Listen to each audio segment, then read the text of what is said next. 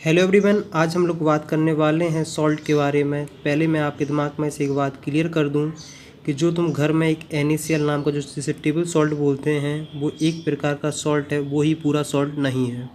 Salt बहुत सारे होते हैं, इतने सारे होते हैं। जब भी एसिड एंड बेस की रिएक्शन करी जाती है उससे जो प्रोडक्ट बनता है उसे सॉल्ट कहते हैं। तो आखिरकार सिंपल सी डेफिनेशन लिख लो, क्या लिख लो? When acid and base react salt is formed. ये मैंने इसकी यहाँ रिएक्शन लिखी है। एसिड प्लस वेट उससे acid plus base gives salt plus water. Acid and base की रिएक्शन जो होती है उसे न्यूट्रलाइजेशन रिएक्शन भी बोला जाता है। तो मैंने इसे काफ़ी डिटेल में पीछे पढ़ाया भी है। ये रहा न्यूट्रलाइजेशन रिएक्शन। देखो, जैसे हमने अगर देखते हैं कि कैसे एसिड एंड बेस रिएक्ट करता है। H होता है, हम सब जानते हैं कि एसिड के अंदर H होता है। वो बात अलग है कि 11th-12th में एसिड की और भी थ्योरी आएंगी जिसमें हम लोग बहुत कुछ पढ़ेंगे। बेस मतलब जैसे OH होता है उसे हम बेस बोलते हैं। ये दोनों पार्ट मिल के सॉल्ट बना देते हैं, उसी को हम बोलते हैं सॉल्ट और वाटर। देखो, सबसे पहले बताऊँ कि एसिड हो, बेस हो या सॉल्ट हो, इन तीनों चीज़ों को इलेक्ट्रोलाइट्स बोलते हैं। इलेक्ट्रोलाइट्स मतलब वो जो पानी के अंदर इलेक्ट्रिसिटी कंडक्ट कर दें। अकेला एसिड ही नहीं इलेक्ट्रिसिटी कंडक्ट करता है, बेस भी इलेक्ट्रिसिटी कंडक्ट करता है और सॉल्ट भी इलेक्ट्रिसिटी कंडक्ट करता है। क्योंकि जिस चीज़ के अंदर आयंस प्रेजेंट, आयंस मतलब कैटायन एंड एनाइंस प्रेजेंट होते हैं, वो सब चीज़ इलेक्ट्रिसिटी कंडक्ट करते हैं। तो हमने क्या कहा है? Salt are organic compound, every salt consist of positive charge cations and anions. Salt solution conduct electricity, they are electrolytes. तो aqueous solution of many salt are neutral. Some salts produce acidic and solution and basic solution when dissolved in water. Generally जब salt को हम लोग पानी में मिलाते हैं तो उसका न्यूट्रल नेचर होता है, लेकिन कुछ सॉल्ट का एसिडिक नेचर होता है, कुछ सॉल्ट का बेसिक नेचर होता है। ये सब हम यहीं पढ़ेंगे, लेकिन इसको डिटेल में फार्मूला बेस्ड सब कुछ पूरा 11th क्लास में कवर कराया जाता है। वहाँ अगर किसी को ज़्यादा डीप में पढ़ने की इच्छा है तो 11th क्लास की जो मेरी वीडियो है वहाँ जाके आप सर्च कर सकते हैं। बस कुछ नहीं, जो भी टॉपिक आप देखना चाहते हो बाय KP सिंह आखिरी में लिख देना, वो टॉपिक आपको ईजिली मिल जाएगा। लेकिन थोड़ा बहुत यहाँ बता देता हूँ कि आखिरकार strong acid, strong base, strong salt क्या कहलाते हैं। देखो, types of salt, neutral salt. देखो, when acid is completely neutralized by base and salt form is known as neutral salt. इसकी कहानी कुछ ऐसी है कि देखो, ये बेसिकली यहाँ से बनता है, जैसे एसिड और प्लस बेस, इससे बनता है सॉल्ट प्लस वाटर, H2O। जैसे मान लो इसके 100 H प्लस हैं और इसके 100 OH माइनस हैं। ये दोनों 100 मिक्स हो जाए और इसकी सॉल्यूशन में कुछ भी नहीं बचे, इसका मतलब ना H बचे ना OH बचे, तो इस टाइप का जो इससे जो सॉल्ट बनता है उसे बोलते हैं न्यूट्रल सॉल्ट। और देखो, सेम टू सेम इसका रिवर्स ये सब होता है, वो सब हम बाद में बताएंगे खैर कर कैसे क्या होता है, उसमें इतना परेशान नहीं होना है। लेकिन तुम्हारे लिए इतना पर्याप्त है कि न्यूट्रल सॉल्ट आखिरकार किसे बोलते हैं। एसिडिक सॉल्ट, एसिडिक सॉल्ट उसको कहते हैं जिसको salt in which remain of the acid H plus ions present are known as acidic salt. जैसे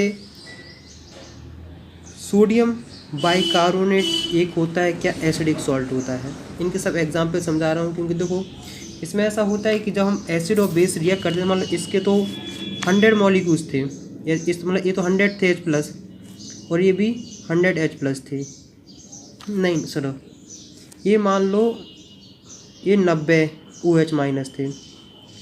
90 लोगों ने तो इसके साथ कर ली है, तो मतलब इसके पास जो 10 H प्लस जो एक्स्ट्रा बच रहे हैं, इसकी वजह से एसिडिक नेचर आ रहा है।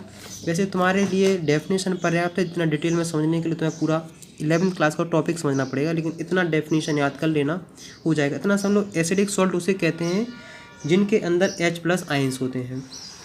अब आखिरी में जब एसिडिक की कर ली तो बेसिक की भी जानते हैं कि बेसिक सॉल्ट उनको कहते हैं जिनमें OH माइनस प्रेजेंट रहता है।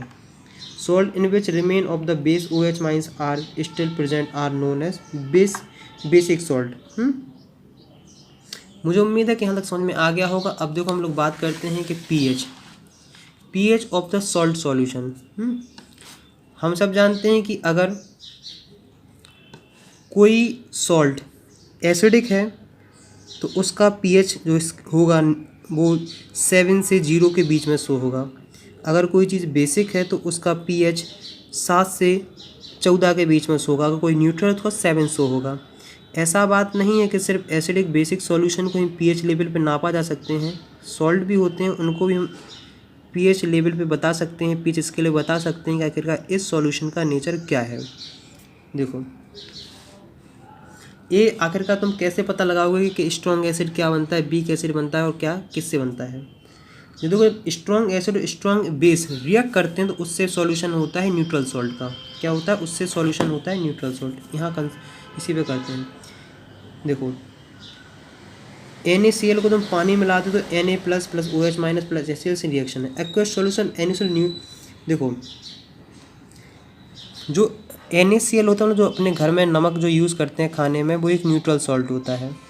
अगर तुम इसे पानी में मिलाओ, मतलब नमक पानी मिला लो और उससे तुम किसी भी इंडिकेटर पे डालोगे तो उसमें कोई भी तुम्हें चेंजेस देखने को नहीं मिलेगा।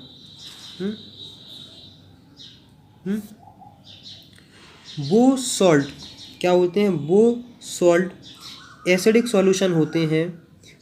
वो सॉल्ट देखो अगर सुनो, अगर स्ट्रॉन्ग एसिड और वीक बेस का रिएक्शन हो रहा है तो उससे जो सॉल्ट बनेगा वो एसिडिक सॉल्ट होगा। क्या होगा, वो एसिडिक सॉल्ट होगा और उसका पीएच जो लेवल होगा, पीएच वैल्यू होगी वो 7 से कम होगी। जैसे देखो NH4Cl H2O ये पूरे रिएक्शंस है।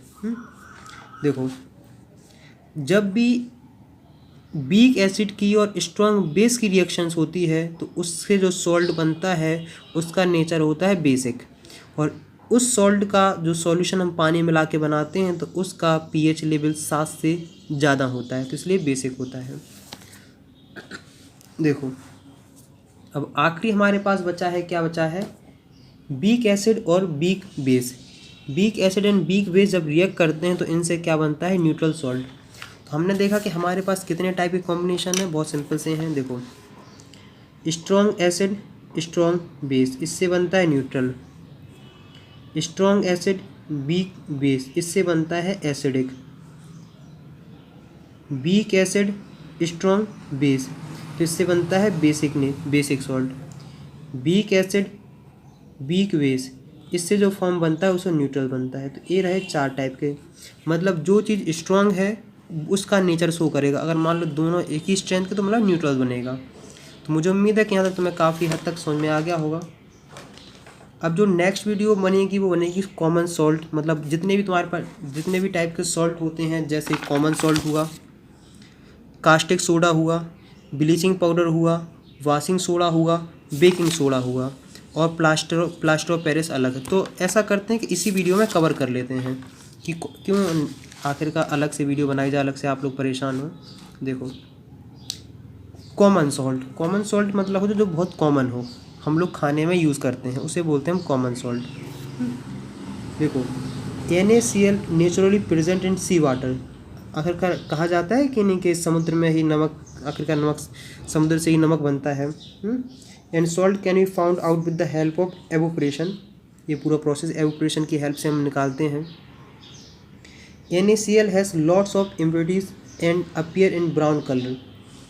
पहली बात बता दें कि जो हम लोग समुद्र से सॉल्ट निकालते हैं, कई बार तो जो डेजर्ट होते हैं, मतलब रेगिस्तान होते हैं, उसमें भी सॉल्ट पाया जाता है, उसे बोलते हैं रॉक सॉल्ट। क्योंकि ऐसी थ्योरी मानी जाती है कि जहाँ आज क्या है, सी है, वहाँ कभी समुद्र था। सॉरी, जहाँ आज कभी रेगिस्तान है, मतलब रेत है, वहाँ कभी समुद्र था। वो तो अर्थ का इस वजह से ऐसा नेचर हमें देखने को मिला। तो उसमें बहुत सारी इम्प्योरिटीज मतलब गंदगियाँ होती हैं, उसका कलर होता है ब्राउन। कैसा कलर होता है, ब्राउन कलर। तो इस टाइप के सॉल्ट को हम रॉक सॉल्ट भी बोलते हैं। देखो इसलिए से बोलते हैं रॉक सॉल्ट। और ये ज़मीन के अंदर भी पाया जाता है। मैंने बताया कि अभी बिल्कुल जैसे जैसे पत्थर निकलते हैं ना, वैसे ये इनके भी पूरे पीस निकलते हैं NaCl के, बिल्कुल रॉक में चट्टानों की चट्टानें होती हैं, इसलिए बोलते हैं इसे रॉक सॉल्ट। देखो ये तो रहा नेचुरली प्रोसेस। अगर तुम चाहते हो कि तुम इसे लैब में प्रिपेयर करना चाहते हो, तुम क्या चाहते हो, लैब में NaCl बनाना चाहते हो, तो कैसे? कुछ नहीं, ये रिएक्शन है क्या, NOH बेस है, HCl एक एसिड है। इन दोनों को जब रिएक्ट कराओगे तो इनसे क्या बनेगा, इनसे जो बनता है उसे कहते हैं सॉल्ट, और जो वो सॉल्ट है वो कौन सा होता है, NaCl। रिएक्शन में तुम्हें यहाँ दिखा देता हूँ कि जैसे HCl plus NOH gives NaCl plus H2। ये रही तुम्हारे पास रिएक्शन, देखो NaCl। देखो अब इसके हम लोग देखते हैं आखिरकार यूज़ क्या है। यूज़ मतलब सबसे पहला जो यूज़ है वो तुम्हें कहाँ, खाना बनाने में यूज़ होता है। तुम्हारे ख्याल पूरे किचन में आखिरकार कौन सा सॉल्ट होता है, वो NaCl होता है। जैसे टेबल सॉल्ट बोलते हैं, रॉक सॉल्ट भी बोलते हैं, कॉमन सॉल्ट भी बोलते हैं, और NaCl भी बोलते हैं। इतने सारे नाम हैं। और NaCl साबुन बनाने में भी यूज़ होता है। इतना जान लो कि यूज़ होता है। कैसे यूज़ होता है वो हायर क्लासेस की बात है, क्योंकि हर चीज़ यहीं नहीं पढ़ी जा सकती ना। अब देखो कास्टिक सोडा का केमिकल फार्मूला होता है NaOH। तो कास्टिक सोडा एक प्रकार का क्या है, एक प्रकार का बेस है। क्या है, एक प्रकार का ये बेस है। समझ में आ रहा है क्या NaOH? Sodium chloride solution is electrolysis, sodium hydroxide is form with the hydrogen and chlorine. देखो सुनो, जो NaCl का सॉल्यूशन होता है उसमें इलेक्ट्रिसिटी जब हम पास करते हैं तो उससे जो सॉल्ट बनता है NaOH plus Cl2 plus H2O। कभी कभार पूछ लिया जाता है क्या बताओ फॉर्मेशन ऑफ NaOH, मतलब कास्टिक सोडा की फॉर्मेशन लिखो, इसमें ही आ जाता है। हम सब देखो chlorine gas is produced at anode and hydrogen gas is produced at cathode. तो जो क्लोरीन गैस होती है वो जैसे अब तुम इलेक्ट्रिसिटी इंसर्ट करोगे ना, देखो सुनो, वैसे देखो ये इलेक्ट्रोड है, कैथोड है। जो कैथोड, ये देखो मान लो पानी है, ये क्या है, NaCl का सॉल्यूशन था। उसमें तुम इलेक्ट्रिसिटी पास करोगे तो जो एनोड होता है वहाँ क्लोरीन पाया जाता है, और जो कैथोड होता है वहाँ हाइड्रोजन पाया जाता है। समझे कि नहीं? आखिरकार एनोड कैथोड। देखो process of electrolysis of the sodium chloride solution is called chlor alkalis process. देखो जो हम यहाँ ऊपर एक प्रोसेस कर रहे हैं इसी को बोलते हैं chlor alkali process. Because of the product form chlor for chlorine, क्योंकि इसका नाम इसलिए पड़ा है क्योंकि इसमें से क्लोरीन गैस भी फॉर्म हो रही है और NaOH मतलब अल्कली भी फॉर्म हो रही है, इसलिए इसका नाम पड़ा है chlor alkalis process. Chlor for chlorine and alkalis for sodium hydroxide, इसलिए इसका नाम ही पूछा गया है। कास्टिक सोडा पे नोट्स पूछ ले जाते हैं, कास्टिक सोडा से कुछ रिएक्शन पूछ ली जाती है, उसका फॉर्मूला पूछ लिया जाता है, उसका प्रोसेस पूछ लिया जाता है, फिर कैसे बनाया जाता है। तो मैं मानता हूँ कि ये नोट्स तुम्हारे लिए काफ़ी सफिशेंट हैं। तुम देखना प्रीवियस ईयर के पेपर उठा कर देख लेना, मैक्सिमम यहीं से कंटेंट तुम्हें ईजिली मिल जाएगा। ऐसे नोट्स हैं। अब देखो इसके यूजेस क्या हैं। पहली बात, सोप एंड डिटर्जेंट बनाने में यूज़ होता है कास्टिक सोडा। नाम सुना हो कि पहले ज़माने में कास्टिक सोडा यूज़ करते थे कपड़े धोने में। In the manufacture of paper and artificial fibre, paper of fibre बनाने में भी यूज़ होता है। और फर्टिलाइज़र और इंसेक्टिसाइड, मतलब फर्टिलाइजर खाद, और जो कीड़े पतंग मारने के लिए उसके लिए भी इसका यूज़ होता है। अब एक होता है ब्लीचिंग पाउडर, इसका नाम सबसे ज़्यादा सुना होगा, ब्लीचिंग पाउडर का तो कभी बाद में टेस्ट, अगर जिसके पास सप्लाई वाला पानी आता हो नगर निगम का, तो उसमें एक टेस्ट तुम्हें देखने को मिल जाता है ब्लीचिंग पाउडर का। सबसे पहली बात है कि ब्लीचिंग पाउडर का केमिकल फार्मूला ये रहा, CaOCl2, इसको बोलते हैं कैल्शियम ऑक्सीक्लोराइड। ये वाइट कलर का होता है, इतना याद रखना, कभी कभार एक नंबर में इसका केमिकल फार्मूला ही पूछ ले जाता है। देखो आखिरकार हम समझते हैं कि ब्लीचिंग एजेंट किसे कहते हैं। ब्लीचिंग एजेंट उसे कहते हैं जो किसी चीज़ का कलर गायब कर दे। क्या कर दे? जो किसी चीज़ का कलर गायब कर दे उसे कहते हैं ब्लीचिंग एजेंट। ब्लीच मतलब होता है किसी चीज़ का कलर उड़ा देना। देखो आखिरकार ब्लीचिंग की फॉर्मेशन कैसा होता है। Bleaching powder is prepared when hot dry chlorine gas is passed over dry slaked lime. देखो स्लिक्ड लाइम मतलब होता है COOH2, मतलब बुझा हुआ चूना। जैसे मान लो तुम चूना जो होता है खड़ा होता है, उसे जब मतलब पानी में गला देते हो तो मतलब पूरा सेट हो जाता है, जो गिलगिला रहता है उसे बोलते हैं स्लिक्ड लाइम। उसमें से Cl2 मतलब क्लोरीन गैस को पास करते हैं, जिससे फॉर्म होता है, ये होता है क्लोरीन। ये है क्लोरीन का फॉर्मूला। चाहे ऐसे लिखो चाहे ऐसे लिखो, दोनों का मतलब एक हो, इससे बनता है H2O। समझे कि नहीं? और देखो कभी कभार अगर पूछ लिया जाए तुमसे कि ब्लीचिंग पाउडर की रिएक्शन H2SO4 के साथ बताओ, तो ये रही तुम्हारे पास calcium sulphate plus Cl2 gas plus H2O। देखो real bleaching agent present in the bleaching powder is chlorine. देखो बेसिकली जो रियल ब्लीचिंग एजेंट है वो क्लोरीन है। मतलब अकेला अगर आपके पास क्लोरीन भी हो ना, तो भी आपको आपकी ब्लीचिंग मतलब किसी चीज़ का कलर उड़ाया जा सकता है।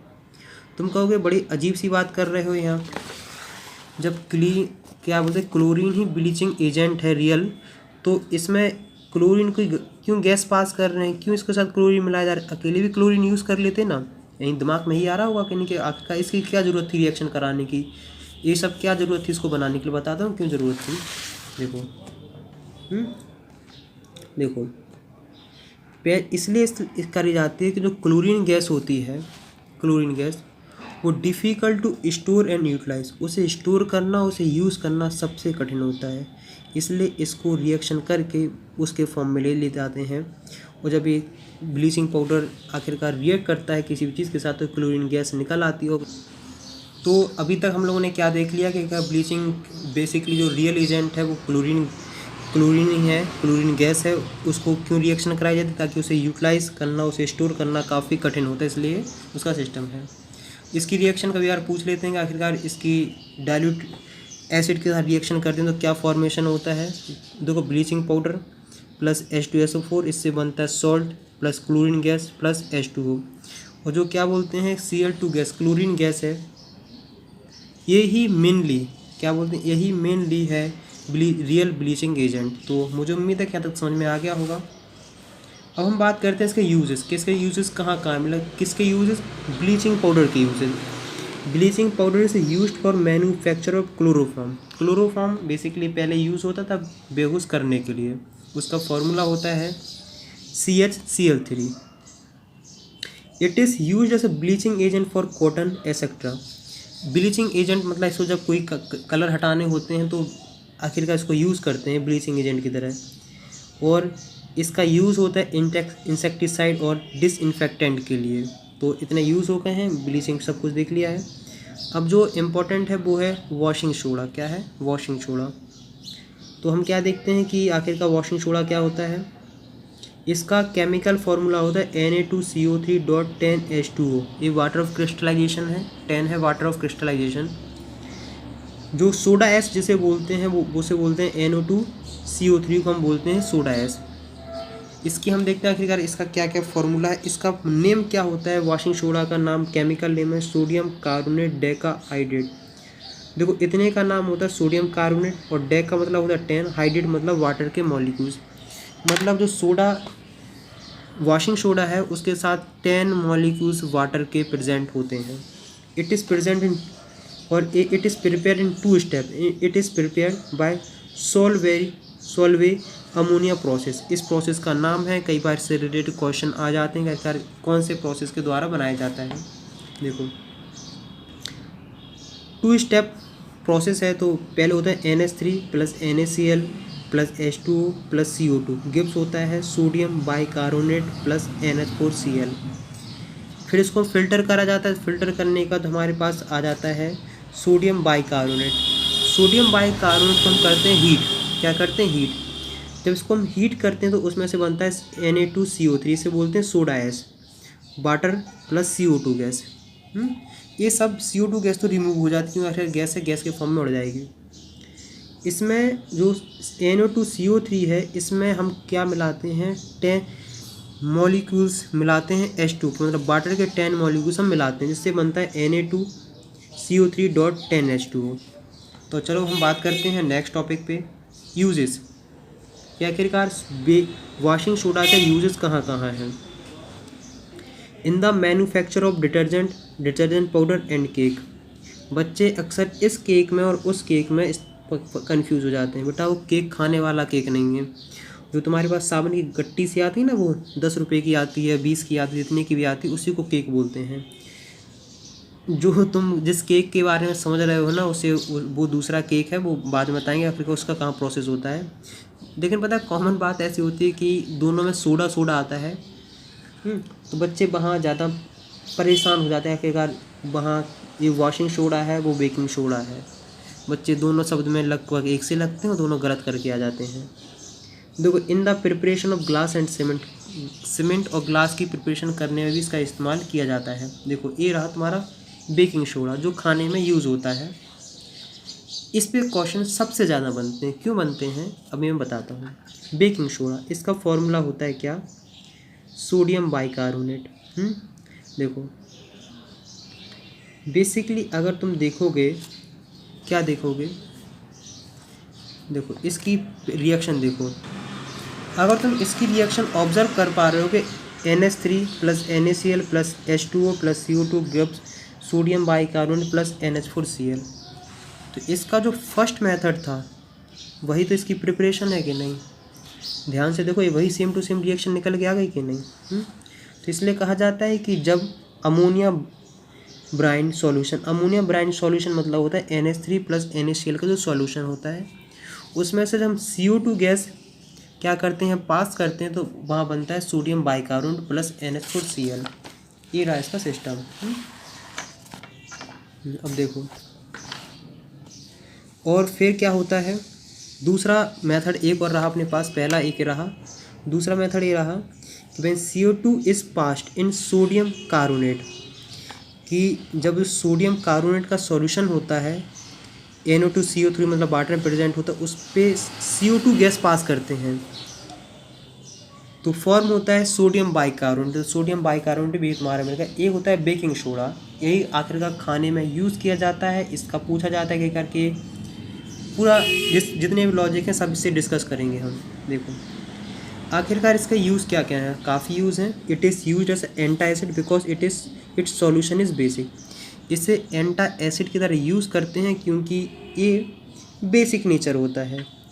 It is use in baking of cake, bread, other baking item to make them fluffy because CO2 gases is what. देखो सुनो, मैं इस टॉपिक के बारे में काफ़ी डिटेल में बात करूँगा, अभी रुक जाओ कैसे इसका क्या यूज़ है। इन फायर एक्सटिंग्विशर मतलब आग बुझाने में भी इसका इस्तेमाल किया जाता है। For the preparation of sodium carbonate, कि आखिरकार सोडियम कार्बोनेट हम कैसे इससे ले लेते हैं। देखो कि देखो सोडियम कार्बोनेट किस में यूज़ होता है, वॉशिंग सोडा बनाने के लिए। Sodium carbonate plus 10 molecules water के ऐड कर दो तो वो वॉशिंग सोडा बन जाता है। Baking soda is a single compound sodium bicarbonate. Baking powder is a mixture of, देखो baking soda is a single compound sodium bicarbonate. Baking soda मतलब सोडियम बाइकार्बोनेट और baking powder is a mixture of sodium bicarbonate and a acid. मैं बताता हूँ दोनों। जो baking powder होता है ना, वो दो चीज़ों का कॉम्बिनेशन है। किसका, सोडियम बाइकार्बोनेट मतलब बेकिंग सोडा प्लस एसिड को हम बोलते हैं क्या, बेकिंग पाउडर। दोबारा सुनो, baking powder is the combination of या फिर mixture of sodium bicarbonate and acid. अब प्लास्टर ऑफ पेरिस हम लोग थोड़ी देर में पढ़ेंगे, लेकिन उससे पहले हम समझते हैं कि इसका नियम क्या है। देखो कि एक आखिरकार केक को फ्लफी मतलब फूला फूला कैसे बनाने में इस्तेमाल होता है। देखो जैसे मान लो ये बर्तन है, इसमें तुमने केक प्रिपेयर किया, क्या किया है, केक प्रिपेयर किया है। तो हमने क्या किया, सिंपल सा इसमें केक क्या किया, प्रिपेयर किया। इसमें हमने क्या मिला दिया, इसके अंदर हमने मिला के रख दिया है जो कंपाउंड हम लोग मिक्स करते हैं। तो हम लोग कंपाउंड कौन से मिक्स करते हैं, हमने देखा कि इसके अंदर मिला दिया NaHCO3 और वाटर और प्लस कोई भी तुम एसिड ले लो, H प्लस मतलब तो कोई भी तुमने एसिड मिला दिया है। अब देखो, जब इसकी रिएक्शन होगी, मतलब जब इसे हीट अप किया जाएगा, तो इसमें तो कोई चेंजेस नहीं आएंगे। अब जो मेन रिएक्शन है वो है Na, क्या है, NaHCO3। ये रिएक्शन बनती है कुछ ऐसी, सोडियम कार्बोनेट प्लस CO2। मतलब आखिरकार अपन को CO2 समझना है कि आखिरकार CO2 का रोल क्या है। ये CO2 है, तो ये CO2 क्या कोशिश करेगा, इसमें से निकलने की कोशिश करेगा, तो ये इस केक को ऐसा फूला फूला कर देता है। क्या करता है, इसलिए इसमें ये ऐसे स्पंजी बन जाता है, क्योंकि आखिरकार यहाँ से जब CO2 निकलता है ना, तो इसको ऐसे फूला फूला कर देता है। यही रीज़न है CO2 आखिरकार इसमें क्या रोल यूज़ करता है। इस पर कई बार क्वेश्चन आते हैं आखिरकार क्या क्या रिएक्शन है। तुम्हें कुछ नहीं करना है, यही वाली रिएक्शन लिख दोगे, तुम्हें सारा काम क्लियर हो जाएगा। तो मुझे उम्मीद है कि तुम्हें इतना बहुत समझ में आ गया होगा। आखिरकार क्या है, जो आखिरी है वो है plaster of Paris. Plaster of Paris POP। देखो POP है, इसे वो इसका जो नाम है वो है कैल्शियम सल्फेट हेमीहाइड्रेट। इतने को बोलते हैं हम कैल्शियम सल्फेट। और देखो हेमी मतलब होता है हाफ हाइड्रेट मतलब H2O के मॉलिक्यूल्स। मतलब कैल्शियम सल्फेट के साथ जब हाफ क्या होते हैं, मॉलिक्यूल्स होते हैं वाटर के, तो उसे बोलते हैं सोडियम सल्फेट हेमीहाइड्रेट। देखो इसकी रिएक्शन कैसी होती है, बेन जिप्सम का जो फॉर्मूला होता है वो है calcium sulphate dot 2H2 is heated at 100 degree Celsius. मतलब 100 डिग्री सेल्सियस पे जब इसे हीट करते हैं जिप्सम को, तो उससे जो फॉर्म होता है उसे बोलते हैं प्लास्टर ऑफ पेरिस। ये रहा देखो प्लास्टर ऑफ पेरिस रिएक्शन है। आखिरकार इसका प्लास्टर ऑफ पेरिस का सबसे ज़्यादा मतलब इस्तेमाल कहाँ होता है, इतना समझ लो कि जो प्लास्टर बांधा जाता है ना, जब किसी की हड्डी मड्डी टूट जाती है, तो वो POP वही प्लास्टर ऑफ पेरिस है। आजकल तो जो पुट्टी होने लगी दीवारों पे वो एक प्लास्टर ऑफ पेरिस ही है। इन painting base is prepared by pop. और कई आजकल तो जो मूर्तियाँ बनाई जाती हैं वो भी प्लास्टर ऑफ पेरिस की ही बनाई जाती हैं। इन मोबिलाइजेशन ऑफ फ्रैक्चर के, in preparation of toy statue, बहुत सारा काम है। तो मुझे उम्मीद है कि यहाँ तक तुम्हें काफ़ी हद तक समझ में आ गया होगा कि क्या है। कई लोगों के दिमाग में एक डाउट्स रह जाता है, वो रहता है वाटर ऑफ क्रिस्टलाइजेशन। तो इसका डेफिनेशन लिख लो, number of water molecules present in with the salt is known as water of crystallization. जैसे Na2CO3 10H2O। अगर तुमसे कोई पूछे कि वाटर ऑफ क्रिस्टलाइजेशन कितनी है, तुम कहोगे 10। कि मतलब ये रहा सॉल्ट के साथ जितने number of water molecules attach होते हैं उसी को हम बोलते हैं वाटर ऑफ क्रिस्टलाइजेशन। मुझे उम्मीद है कि अंदर तुम्हें काफ़ी हद तक समझ में आ गया होगा। जो भी समझ में आया हो, जो भी दिक्कत हो, जो भी अगर कोई परेशानी हुई हो तो कमेंट्स में लिख दीजिए। अगर यहाँ तक देख रहे हैं तो कम से कम 3 फ्रेंड के साथ अपनी वीडियो ज़रूर से ज़रूर शेयर करिए।